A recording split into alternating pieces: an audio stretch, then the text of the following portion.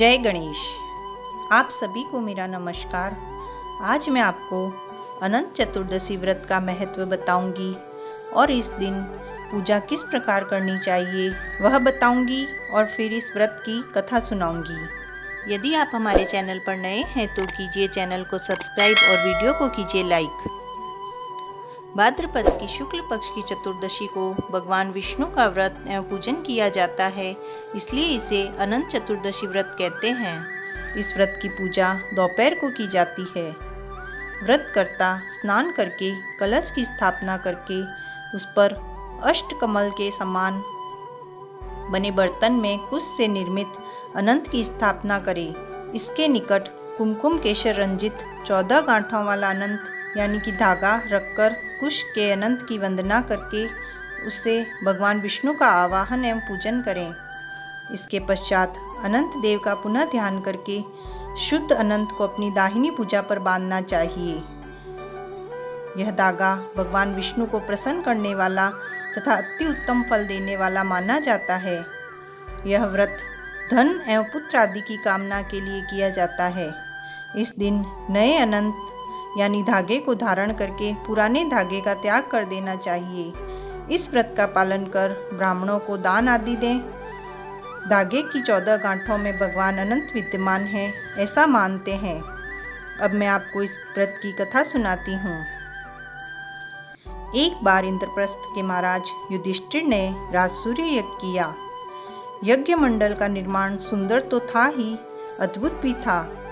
उसमें जल में स्थल और स्थल में जल की भ्रांति होती थी। उस यज्ञ मंडप में घूमते हुए दुर्योधन एक तालाब में स्थल के ब्रह्म में गिर गया। द्रौपदी ने दुर्योधन का अंधे का पुत्र अंधा कहकर उपहास किया। इससे दुर्योधन क्रोधित एवं नाराज हो गया। उसके मन में द्वेष पैदा हो गया। उसने बदला लेने के विचार से पांडवों को चौसर खेलने के लिए आमंत्रित किया और अपने मामा शकुनी के साथ मिलकर उसने पांडवों को छल से हराकर द्रौपदी का भरी सभा में अपमान किया और पांडवों को 12 वर्ष के वनवास और 1 वर्ष का अज्ञातवास पर भेज दिया।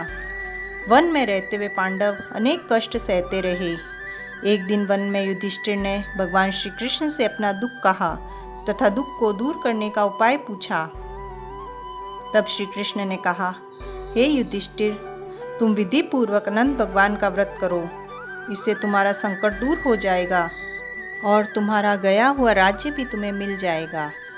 श्री कृष्ण कहते हैं कि मैं तुम्हें इस व्रत की कथा सुनाता हूँ। एक अति सुंदर धर्मपरायण तथा ज्योतिर्मयी ब्राह्मण कन्या थी। उसका नाम कांता था। ब्राह्मण ने अपनी कन्या का विवाह कौंडिन्य ऋषि से कर दिया। कौंडिन्य ऋषि कांता को लेकर अपने आश्रम की ओर चले। चलते चलते शाम हो गई तो वह दोनों एक नदी के तट पर विश्राम करने रुके।